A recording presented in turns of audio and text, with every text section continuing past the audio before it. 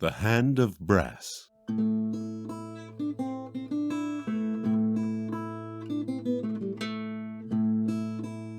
Episode 6. Casting of Shadows. Rise, Sir Branador. A tall man with raven black hair and a sword with a crescent moon pommel rose from his bow and looked to Queen Tatiana of Alemendia. She was a commanding woman, gracefully entering her 50s. Her eyes embodied a fierceness that put all in their place. The moonlight shone through the high windows, illuminating the Alemendian banners that hung on the walls. What would you have of me, my queen? Sir Branador, I have summoned you to this private council for a matter of utmost secrecy. Not even King Titus is to know of this. To release this information to anyone other than those I deem vital will bring death. Are we understood? My life for yours, your grace. Good. You have always been exceptionally loyal, both as knight and spy in my service. Now I must ask you to lead. You are to take a small troop beyond our borders and seek out a particular relic. This quest is of dire importance. In fact, the fate of Alemendia hangs in the balance. What is this relic? I wish you to seek out the Scroll of Adon. By any means necessary, this scroll must be acquired and brought to me. Such urgency over a scroll? Forgive my forwardness, your highness, but I do not understand why an old piece of parchment may be worth such a risk. This scroll is the last of its kind. Once there were many of these holy manuscripts, but they have been lost to the ages or meddling of the Draconians. And this is the only one remaining. This scroll may very well hold the key to winning this war. But we have already lost the war. Berenia and Nicolas have long since claimed their victory. My husband has resigned to defeat, but I have not. The war still goes on, Sir Branador, and you would be a fool to believe otherwise. Alemendia will arise the victor. Mark my words. There will not, my queen. For this troop, do I have permission to recruit from our more magically inclined warriors? Ah, great minds think alike, Sir Branador. You have 2 days' time to gather your men. Then you shall leave by ship to Berenia. Berenia? Is that wise? Wouldn't a ship full of armed Alemendians raise suspicion? Under normal circumstances, it would. But some time ago, I sent a certain gift to King Leontes that will provide more than enough distraction for you to go unnoticed. You have my full faith, Sir Branador. You are dismissed. My queen. Duncan and Elric stood in the alleyway of the Tickled Pig, a tavern residing in the small town of Bjornsson, a day west of the Berenian capital. It was near midnight as they stood surrounded by 4 large men. Well, gentlemen, I propose we take this outside. Mano a mano, as the Italians say. Duncan, we are outside. We did this part already. Oh, right. You were much better with your quips 2 drinks ago when you were getting us into this fight. I hope you're not too far gone to finish it. Well, gentlemen, let's get this done, shall we? Duncan clumsily struggled out of his shirt and threw it to the ground. Hey there, make this fair. Take your gauntlet off. This thing doesn't come off, so I'm just gonna have to fight you with one hand tied behind my back. Well, gentlemen, shall we get started? The ruffian headbutted Duncan, knocking him to the ground. Elric, seeing this unfair advantage, stomped hard on the man's foot with his dwarven prosthetic leg, then proceeded to punch the man in the groin, toppling the towering foe. Duncan, though intoxicated, nimbly sprung back to his feet as the remaining 3 men attempted to swarm him and Elric.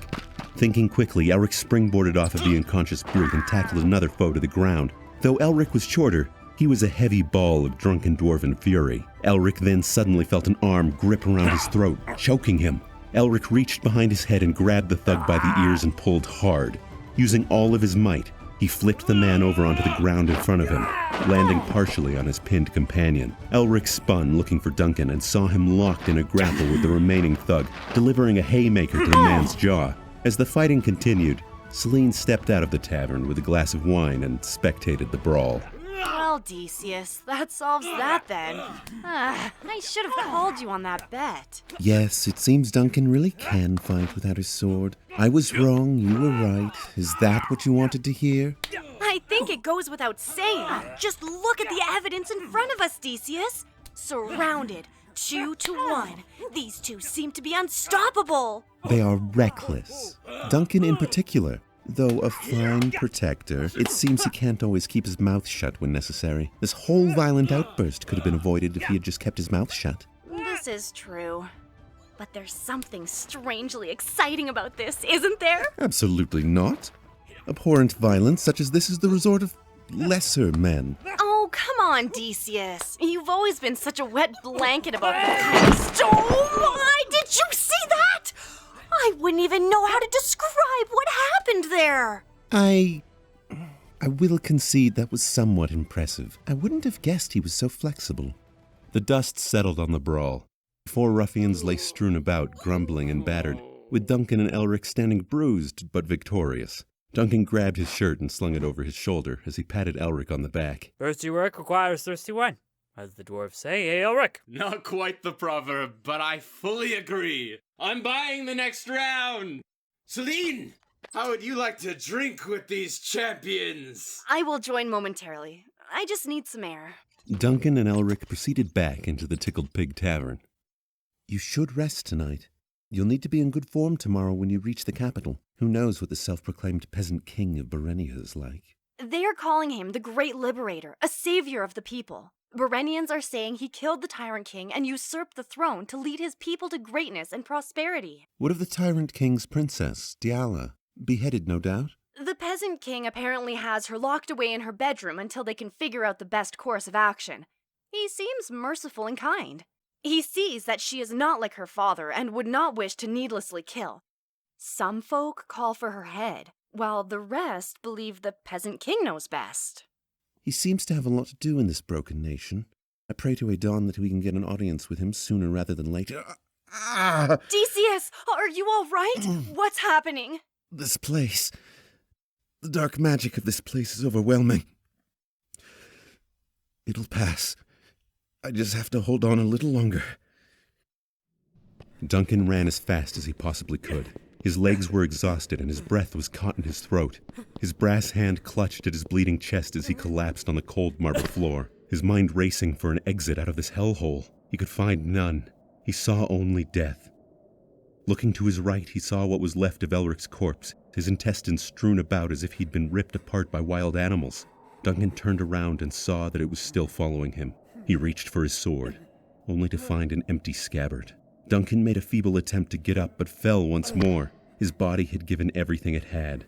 So much death, Duncan thought. This is how it all ends. The gray man grabbed Duncan by the bloody shirt and effortlessly lifted him up. Their eyes met. The gray man stared into Duncan's soul. Slowly, he plucked his crown of holly from his own head and placed it on Duncan's. The gray man smiled before taking a deep, rasping breath and speaking. Duncan! It's time to get up! You don't normally sleep this late. Are you all right? You and Elric seemed to have a wonderful time last night, but we're running late. I want to make it to the Berenian capital by evening. Duncan's head pounded and stomach turned. He had not felt this hungover in a very long time. He looked around the room he'd rented from the Tickled Pig Tavern. It was a quaint little room, a straw bed with a wool blanket, a side table with a single tiny drawer barely big enough to fit a coin purse, and a window that looked down into the alley where they had brawled the night before. Duncan rubbed his face, then jerked back in pain. There was a growing welt on his forehead where the ruffian had headbutted him. Duncan sat up, and carefully avoiding the bruise, put his head in his hands. He then realized he was drenched in sweat. These nightmares were becoming more frequent, each more vivid than the last. He dreamt of battles, cataclysms, and death, led by a gray man with a holly crown, and in each one he would awake just before the man would speak. Duncan!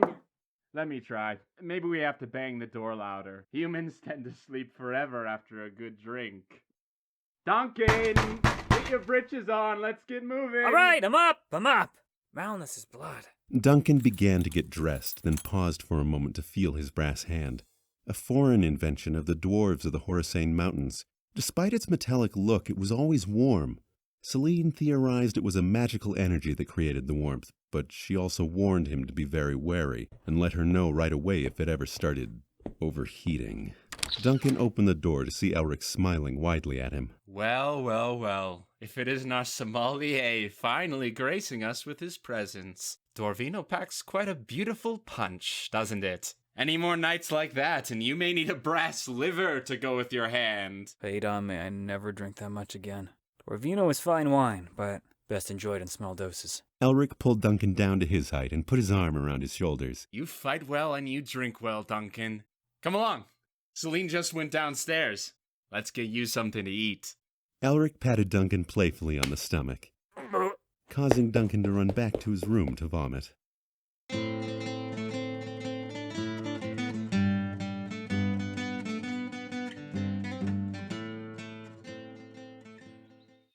Rennick effortlessly parried and slid Cromwell's blade away before rushing forward with his shoulder, pushing Cromwell off balance and knocking him down. Again, Your Highness. Focus, and mind your footwork. The morning sun was in my eyes. That's all. And don't grip your sword so tightly. Remember what I taught you. Hold it as if you were holding a small bird in your hands, with enough strength to hold it firmly in place, but not so much you would crush it. Cromwell threw his sword to the ground in frustration. He had been training for what felt like hours in the castle courtyard, and he was getting angrier by the minute. He should be much better than Rennick by now, shouldn't he? After all, he finished off the Tyrant King so easily, armed with only a dagger. Surely a long sword would be more than enough to defeat Rennick. But wait. Cromwell shook his head. Of course Rennick could easily defeat him. Rennick was a versed swordsman. Why was he thinking this way? He was nothing but a humble horse farmer before all of this. A damned good one at that. Many had called him a mighty horse whisperer. Your temper, Cromwell. Pick up your blade. The best way you can be a strong leader for Berenia is if you know how to demonstrate proper swordplay with a cool and collected mind. You'll lose the council, nay, the people's support, if they suddenly see such rage. Let's try again. I'm sorry. I'm not sure what came over me. Just as Rennick and Cromwell were about to duel again, a pair of Cromwell's finest royal knights entered the courtyard and bowed low. Your Highness the Peasant King, we bring great tidings. It is true. Rise, Sir Richard, Sir Coltin. What tidings? What is true? He has come. The man with the hand of brass seeks an audience with you. Cromwell's heart skipped a beat. Perhaps Constantine's prophecy was true after all. Cromwell looked to Rennick, mouth agape in shock. Gentlemen, have the throne room made ready for an audience. I'll escort the king to his chambers where he may prepare. Yes, Sir Rennick. Come, Cromwell. We best be ready to meet this man. Should we inform Constantine? If you know where to find him, then yes. I have not seen Constantine for quite some time. I'll have some of my spy network seek him out, if that is your wish, Your Highness.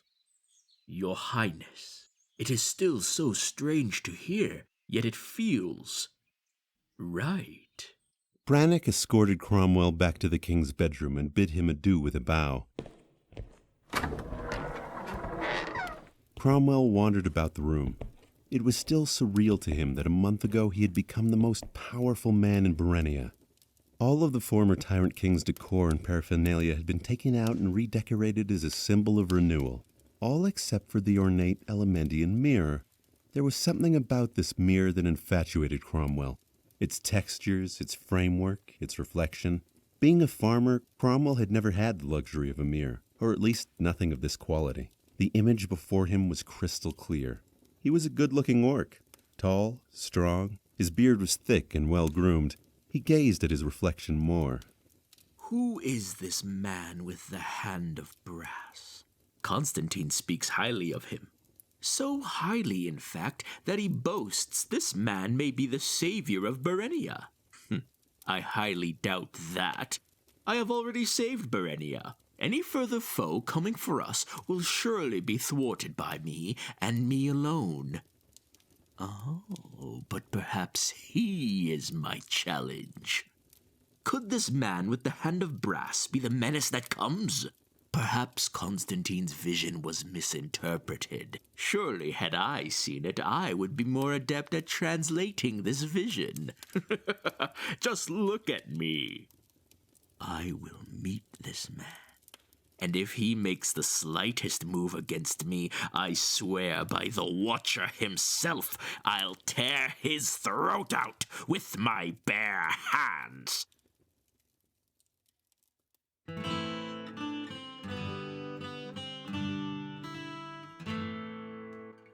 Hey there, thanks for listening. If you really enjoyed what you heard, leave a rate and review, and keep up to date with us on Instagram, Facebook, and Twitter at The Hand of Brass. And if you want to support us further, check out our Patreon. You can get exclusive access to bonus footage, behind the scenes, interviews, and more. Thanks again for listening.